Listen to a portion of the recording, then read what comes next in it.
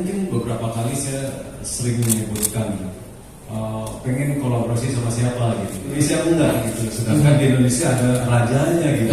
Jadi saya salah saya melakukan kolaborasi di Amerika di situ. Jadi ada satu hal saya kepengen sama siapa lagi gitu selalu. Saya bilang sama Rhoma Irama. Wow.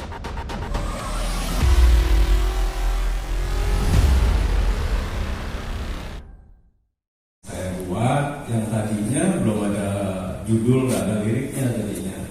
Memang sebuah cita-cita buat saya untuk kalau kayaknya mungkin beberapa kali saya sering menyebutkan pengen kolaborasi sama siapa gitu kan. Dan saya udah melakukan kolaborasi mungkin cukup banyak sih buat musisi mungkin di Indonesia. Kayaknya paling banyak mungkin dari tahun 2002 saya sudah rekaman di Amerika dengan Peter Erskine, Vinnie Colaiuta, Gary Husband, Jack DeJohnette. Banyak sih banyak kalau sekali ya. Jadi kenapa di Indonesia enggak gitu? Sedangkan di Indonesia ada rajanya gitu. Jadi saya salah saya melakukan kolaborasi di Amerika di situ. Jadi ada satu hal saya kepengen sama siapa lagi gitu selalu. Saya bilang sama Rhoma Irama. Wow. Dan itu sebenarnya sudah banyak sekali ya. Ya, kalau kawan-kawan nanya kalau saya launching album yang mana, sama John Frusciante sama siapa, selalu kepengen sama Rhoma Irama. Tapi kesempatan bertemu sama Pak Haji pernah menyampaikan ide itu belum. Nah, baru sekitar tahun lalu. Pas setahun berarti ya. Tahun lalu saya ketemu itu memang udah kepengen bikin kan karena pandemi bikin kolaborasi dengan penyanyi-penyanyi muda ini. Pokoknya tiap hari itu hidup itu harus berkreasi kan. Bikin lagu, oh ini cocok sama ini. Terus ini harus sama Pak Haji nih, gimana caranya? Terus saya bikin lagu. Sebetulnya belum seperti sekarang ini jadinya, banyak perubahan ternyata akhirnya. Karena setelah ketemu Pak Haji, mau gak ya gitu. Jadi terus saya dengerin gini, Pak Hajinya udah bersenandung aja saya udah senang waktu itu. Tapi belum tentu mau nih gitu loh. Terus ternyata saya salah key kan, yang saya bikin nadanya ketinggian. Akhirnya saya ikutin di lagu-lagu Pak Haji. Udah ketemu, saya rasa ini yang paling pas nadanya, makanya nyanyinya enak sekali gitu.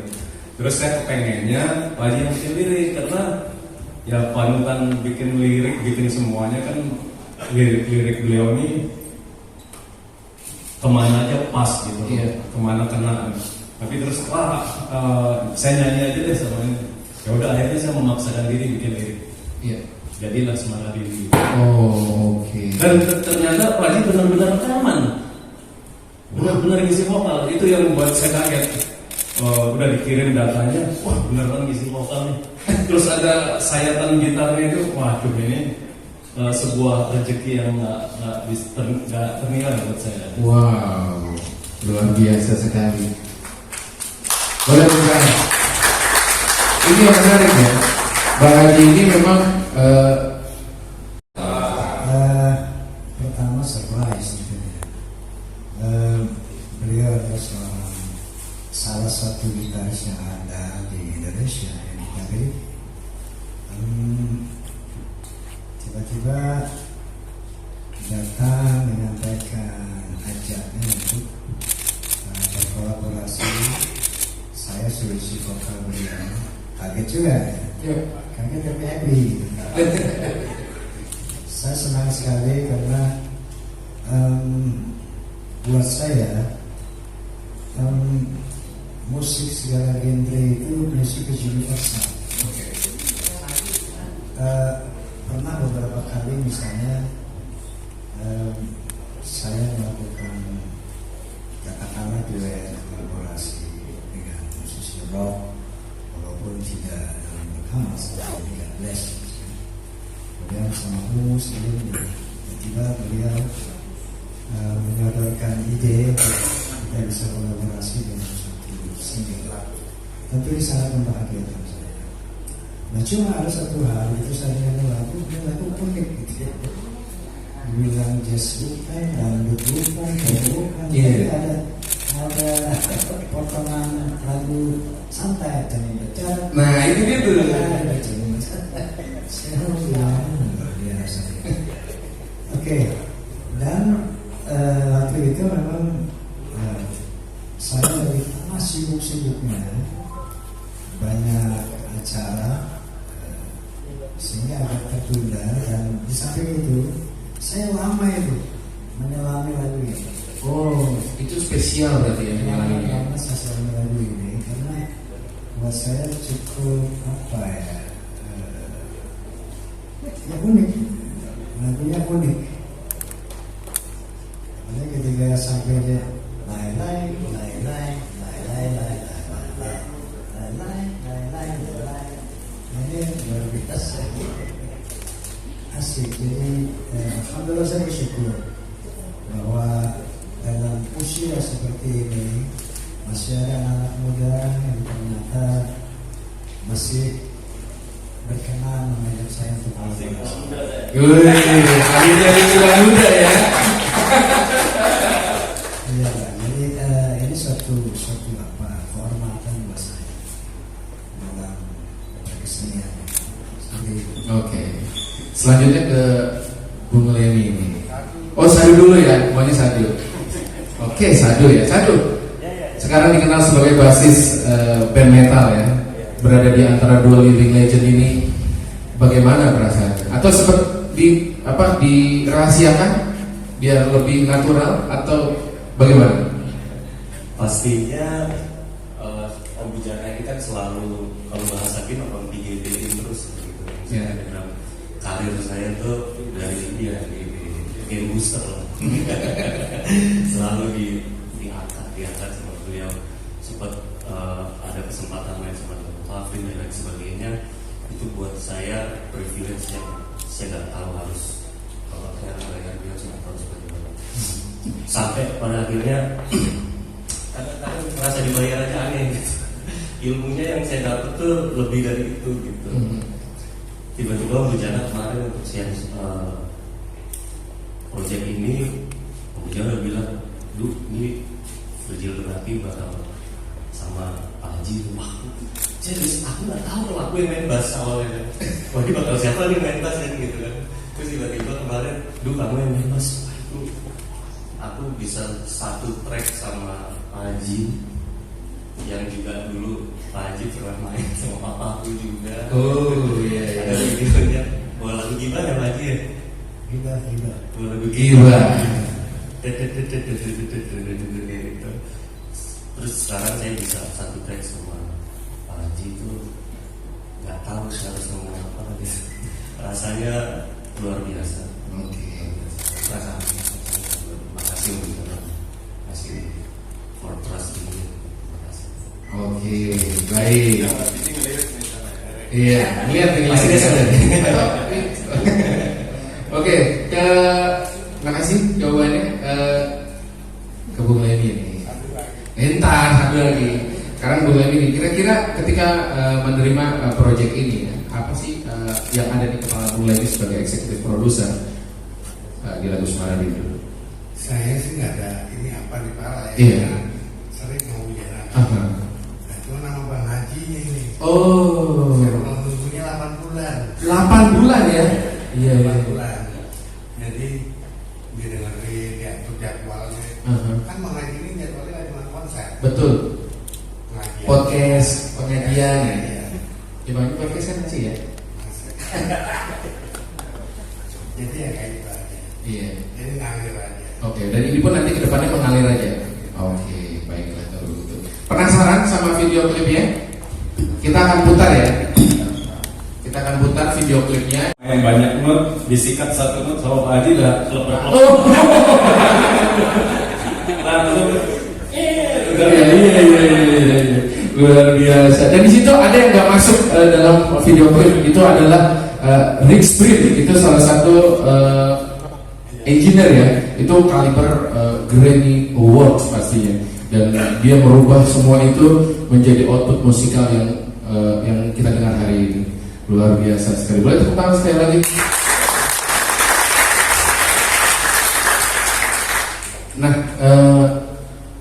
Bujana, kira-kira dengan dirilisnya lagu ini sebenarnya misinya dari Semara Rindu itu apa sih? Semara Rindu ya tanpa sengaja akhirnya saya menulis sebuah seindah melodiku ya. Melukiskan Semara Rindu itu cuma dia ungkapan aja. Sesyahdu suara kita bila kita saling mendengar. Kalau kita nggak saling mendengar kan semuanya kan gitu. Benar. Jadi saya ibaratkan sama ya situasi sekarang lah. Situasi sekarang Ya, itu kadang-kadang politik. ya bisa kesana. Bisa kesana. Orang kadang-kadang semuanya merasa paling benar kan. Oh, oke. Kalau hikmahnya semakin ku mengerti apa katanya? Semakin ku mengerti bagaikan satu harmoni, ya kan? Sehingga kita bisa selaras dan selalu sehati. Itu aja sih intinya sih sebetulnya dalam musik itu sudah nggak bicara genre, umur, nggak enak mau umur. Iya. Saya kan lebih dibilang masih remaja lumayan. Oh iya. Tidak memandang umur, suku, semua itu mungkin Pak Haji udah lebih dulu menulis hal seperti ini ya, kayak zaman 135 juta sekarang berapa ratus juta ya. Iya. Ntar di update tuh ya kayak judulnya. Seperti itu. Lebih ke situ sih sebetulnya. Mohon maaf. Di update jumlahnya ya. Iya. Kalau 1 miliar nggak bisa. Iya, enak banget gitu. Kalau sekarang berapa sih? 270 masih oke. Masih oke. 70 juta. Iya. 1 miliar gimana nyanyinya?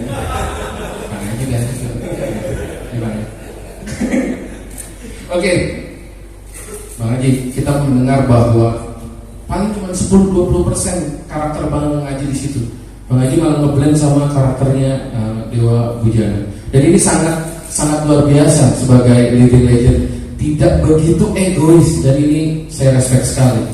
Jadi lebih kepada lagunya. Itu memang Bang Haji yang ingin atau bagaimana? Ya, semua gagasan beliau. Oke. Lagunya karya beliau, liriknya karya beliau, juga aransemennya. Iya. Saya juga memiliki merasa punya kehormatan diundang untuk bisa mengisi lagu itu.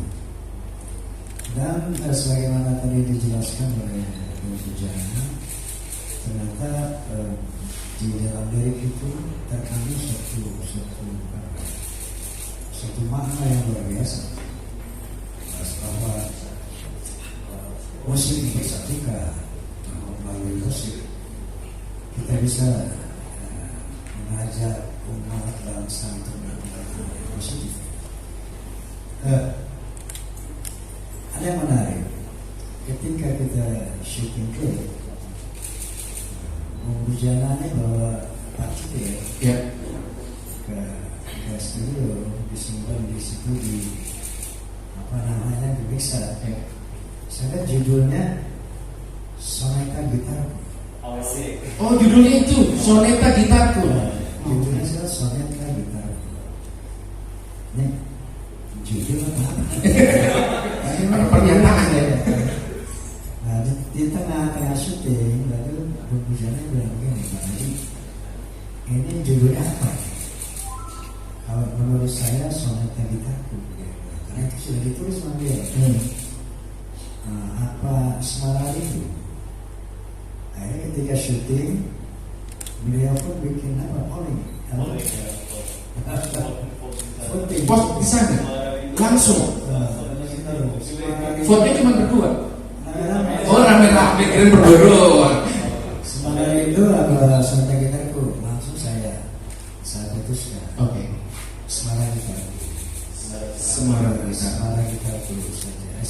Semara Rindu langsung. Semara Rindu. Oh, langsung Semara Rindu. Jangan Soneta Gitarku terlalu apa?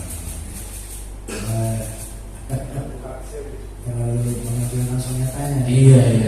Itu nggak benar, ini karya beliau. Tapi yang ngomong Bang Haji ini Bang Haji Soneta. Maksudnya ini semua karya beliau. Oh, lebih respect ya sama dia. Seperti itu lah. Wow. Ini langka. Biasanya pada mau menonjolkan, tapi Bang Haji ngeblend sama lagu ya. Karena ini pure karya beliau. Saya cuma numpang nyanyi. Numpang nyanyi ya. Numpang nyanyi kan. Tapi ini gak numpang datang kan? Gimana sih enggak ya? Ini nggak lupa datang dong. Pasti ada message yang mau disampaikan nih. Nah, itu tadi tuh. Wah. Oke, terima kasih Pak Haji. Ya, Pak Haji. Satu, itu pentotannya memang natural atau memang karena ingat Bang Haji? Ada karena ingat Bang Haji. Oh. Jadi ninggalin jejak ya. Pengen ada dangdut dikit tapi sadar diri gitu. Cuman emang beberapa bahasa lain kayak yang di depan itu memang Dewa Bencana yang bikin, terus juga di part-part bagian Solo juga ada Bujaya Biku. Pikir Bujaya kalau gitu bebas aja dulu isi, cuma yang dibikin sama Tuli itu kadang udah bener, udah enak gitu. Jadi Iya. sayang gitu loh diganti. Tapi kalau teknis bassnya ya aku dikit-dikit aja di sini. Yang versi aku cuma kasih aja. Oke. Sebentar, bagi saya dulu nih. Ya. Wah, ini perlu dicatat nih. Kira kan? Satu sama satu nih. Saya pernah punya pengalaman sama Bapak Anda. Jadi kita kolaborasi di satu stasiun TV. Lagunya Riba.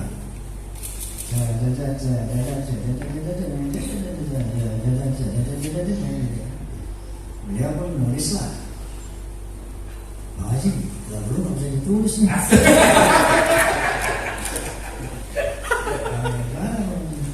Lagu nggak bisa ditulis nih, salah mulu, salah semua nih. Jangan lo tulis, lagu lo mainin. Bener.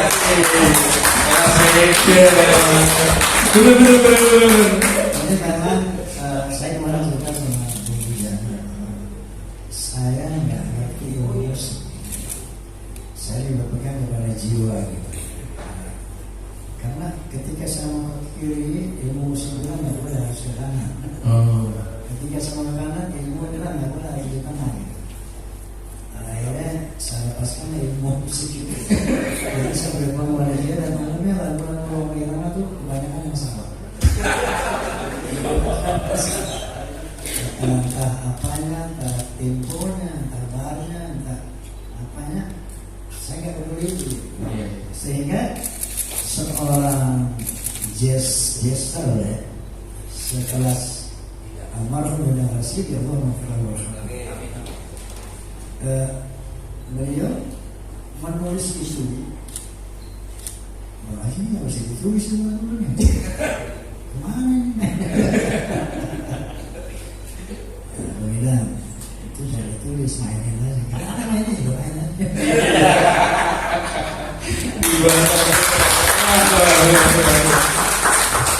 Iya, luar biasa sekali ya. Itu ada experience yang mungkin langka juga. Oke, ini sesi teman-teman media ya. Karena di sesi ini kita akan tanya jawab mengenai single ini. Boleh langsung ke. Oh, tadi udah di awal. Sudah di awal. Jadi sekarang kita mau tanya jawab dulu sama teman-teman media. Boleh? Tadi udah ada yang pesan duluan. Kalau nggak salah Mas Budi Aceh. Nah, itu udah pesan duluan tuh tadi. Pokoknya gue mau nanya. Oke, sebentar. Dilarang politik. Nggak boleh ya ngomong politik. Bang Haji dulu yang ngasih tahu ke Indonesia anak band boleh berpolitik. Dan itu namanya politik kebudayaan ya Bang Haji. Lihat, terima kasih. Saya pernah bilang begini Bang Haji. Lihat, lu beruntung banget tuh jadi orang. Di dunia wartawan, jarak gua sama dia tuh jauh banget, ada 20 tahun kali ya beda kita ya. Gue tuh idola sama Bang Haji itu ya mungkin sama seperti Bujana. Jadi di rumah kita Bang Haji di Palu di Sulawesi, dulu majalah Aktuil itu ngeluarin poster Haji Omah Irama dan Rita Sugiarto. Itu gedenya yang pertama ada di Indonesia itu segede Bang Haji. Jadi kalau kita pasang itu ya seakan-akan kita kan foto bareng gitu kayak nyanyi Queen gitu. Dan itu membuat sampai hari ini saya sama saudara-saudara saya itu mengikuti Bang Haji seperti kita membaca Quran ataupun seperti kita ngaji, seperti kita membaca hadis, seperti itulah kita mendengarkan lagu-lagu Roma Irama. Jadi ketika Bujana ngirim saya undangan untuk hadir ke sini, saya enggak ya kebetulan memang nggak ada acara. Kalau ada acara terus saya batalin karena saya penasaran. Bujana melihat Oma Irama, apakah seperti saya melihat Oma Irama ketika mendengar lagu-lagunya? Saya seperti membaca hadis. Bujana seperti apa ketika mendengar lagu Oma Irama? Itu pertanyaan yang pertama. Jadi dia beruntung pernah jadi host di podcastnya Bang Haji, yang sekarang Bang Haji udah jalan sendiri. Jadi Bang Haji udah kayak Ahmad Dhani gitu ya. Ini masih malu-malu kucing. Bujana juga. Tapi James Hetfield, Metallica juga udah mulai seperti Bang Haji, udah punya podcast. Oke, itu yang pertama. Yang kedua, Bang Haji, begitu tinggi penghormatan kita kepada Bang Haji, dan sampai hari ini Mas Bujana adalah tadi saya senang banget Bujana mengatakan, dan teman-teman wartawan, saya kira ini penting untuk dicatat. Bujana merasa bersalah. Selama ini hampir separuh dari karya-karya yang dia keluarin itu dia kolaborasi dengan nama besar di dunia. Setiap Bujana ngeluarin nama besar dunia, kolaborasi dia, saya kirim ke banyak teman-teman. Salah satunya adik saya, Abdi. Apa komentar Abdi tentang Bujana? Budi, udah nggak usah diskusi tentang Bujana. Bujana ini paket lengkap, udah jenius, seperti kata Bang Adi tadi, hebat. Tapi sekaligus Bujana itu tidak banyak musisi yang spend money begitu banyak, lebih dari separuh penghasilan Bujana itu dihabiskan buat mengelola musikalitasnya, mengelola rasanya. Jadi apa yang keluar dari Bujana itu semuanya keren, gak ada yang gak keren. Saya pernah iseng bilang sama Bujana, sekali-sekali bikin dong aransemen ulang lagu Tenda Birunya, siapa penyanyinya? Nah, ya. Itu menarik juga. Tapi hari ini itu semua lewat ya. Apa yang dilakukan Bujana tadi, saya langsung kirim. Tadi izin ya, saya videoin, saya kirim ke beberapa gitaris, cuman belum ada yang jawab. Karena setelah saya melihat tadi, Bang Haji, saya yakin kalau yang nonton ini gitaris Indonesia, Ian Antono, atau yang nonton ini Andra Ramadan, Abdi Negara, siapapun gitaris hebat di luar sana, Ed Sarani, mereka akan menyesal kenapa dia melakukan kolaborasi dalam karya yang sangat indah ini. Itu yang pertama Bujana. Itu tadi kolaborasi yang sangat indah. Saya baru sadar bahwa ternyata Bang Haji ini bukan ada dangdut, tapi sebetulnya dia gitar heroes Indonesia. Kalau kemarin kolaborasi dengan musisi rock, saya yakin nyambung banget. Terbukti di TikToknya Bujana, saya angkat kopi sama Bujana, menggantikan peran kita nih teman-teman wartawan. Saya jadi malu sebagai wartawan, nggak pernah menanyakan seperti itu ke Haji Oma Irama. Bagaimana Bujana bisa membedah bahwa karya Haji Oma Irama selama ini sepanjang karirnya dia itu luar biasa. Karya-karya itu melahirkan lirik yang sangat indah, mengelaborasi lirik musik blues, rock, tapi dimasukin ke dalam ruang dangdut. Dan Oma Irama berhasil melakukan itu dengan sangat indah, dan itu diungkapkan oleh seorang Bujana. Jadi saya pikir apa yang dilakukan oleh dua orang musisi ini patut dicatat sebagai sebuah naskah akademik. Saya tadi penasaran Bang Haji, saya bilang kalau karya ini hanya ditulis sekedar sebagai sebuah berita biasa, sayang sekali. Saya membayangkan tadi ini harus ditulis dengan bagus. Saya bilang sama manajernya Bujana ya, mantan manajernya Gigi, Mas Dani Perke, saya bilang ini harus jadi apa, ini karyanya Bujana ini harus jadi sebuah buku yang perlu diceritakan kemana-mana sebagai sebuah naskah akademik. Karena tadi indah sekali, puncak pencapaian, teknik segala macam. Tadi Bang Haji bilang Bujana itu musisi hebat, saling memuji di antara dua orang ini itu nggak cukup. Setelah kita lihat karya ini, itu lebih dari sekedar pujian. Dan hari ini teman-teman wartawan berbicara, di tengah-tengah kita ada seorang penggemar Haji Bang Haji Oma Irama. Dia itu mahasiswa S3 dari Melbourne University, namanya Michael. Dia itu sedang menulis disertasi tentang karya-karya Bang Haji Oma Irama. Dan saya kira apa yang dilakukan oleh Bujana itu membuktikan bahwa ini bukan sekedar karya musikal, tapi ini sebuah peristiwa budaya yang harus ditulis dengan cara yang indah dan harus ada naskah akademiknya. Itu aja dari saya. Pertanyaan buat Bujana sekali lagi, ketika mendengar pertama semua karya Oma Irama, ada apa di kepala Bujana? Dan sebaliknya Bang Haji, apakah ketika memainkan not blues ya, atau tadi masuk ke ruang jazznya Bujana itu, Bang Haji perlu waktu untuk ngulik lagu itu atau spontan jadi di studio ketika bertemu dengan Bujana. Itu aja pertanyaan dari saya. Mudah-mudahan karya ini Bujana jadi inspirasi buat seluruh musisi di dunia. Terima kasih. Assalamualaikum warahmatullahi wabarakatuh. Panjang Lukas. Langsung. Mau Pak Haji dulu? Panjang tadi, tapi pertanyaannya pendek. Iya, makasih Mas Budi, selalu tulisannya menarik biasanya. Apa yang didengar, maksudnya ketika mendengar karya Rhoma Irama ya, buat saya sih seperti tadi saya bilang, cuman cukup satu nada aja sudah cukup, karena udah kalem dan cuma ada satu-satunya di dunia. Jadi, udah itu aja sih sebetulnya. Kalau yang lain-lainnya udah melengkapi semuanya. Saya pernah selalu saya bilang bahwa di dunia pun nggak ada yang grup seperti Soneta, karena kalau kita bilang Beatles nggak ada kan. Yang masih eksis loh sampai sekarang. Kita bilang Jackson 5 misalnya dulu seragam tampil udah nggak ada juga kan gitu. Soneta sampai detik ini manggung masih dengan gaya yang sama, dengan bikinkan koreo, dengan kostum, aransemen musik tentunya ya, dengan lagu-lagu inovasinya yang luar biasa. Jadi udah nggak perlu dikomentarin lagi. Saya bilang cuma cukup satu nada udah itu adalah Rhoma Irama gitu. Luar biasa sekali. Silakan. Baik, waktu menerima lagu ini saya mendengar dari bawah. Tapi ketika rekaman terus satu saat bahwa saya dari vokalio dan setelah itu saya isi gitarnya. Saya berusaha untuk menyesuaikan karakter lagu ini, berusaha untuk menyesuaikan notasi daripada yang tertera di dalam lagu itu. Jadi proses itu mendengarnya lama, tapi ketika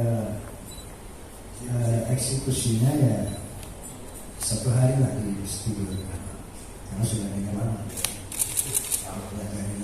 Satu tahun, kalau lagi 1 tahun belajar itu. Demikian, masih. Dan menurut informasi cuma sekali take, betul? Sekali take langsung bungkus, nggak ada lagi take ulang. Bahkan Bang Haji sendiri informasinya minta ada yang salah atau enggak, ada yang kurang atau enggak. Itu Pak Budi? Iya, nggak ada yang salah, nggak ada yang salah sih. Iya, makanya langsung bungkus. Di luar ekspos musik itu nggak ada yang salah. Oh iya. Adanya suka apa nggak suka. Oh iya. Oke, Yang keren tadi itu satu not aja udah indah. nah itu itu ada di TikTok ntar habis ini. Oh, tadi udah tahu nggak teman-teman wartawan Michael yang tadi saya bilang namanya dari sini? Iya. Oh itu Michael tuh. Oke. Ini lagi menulis soal Bang Haji nih. Oke, ada lagi? Kita Michael sendiri. Apa yang bertanya? Assalamualaikum, salam sejahtera teman-teman semua. Selamat siang Pak Haji di Bujana. Asik. Saya mau, saya nama saya Michael, panggilnya. Saya tadi di belakang. Selamat siang juga Mas Budi.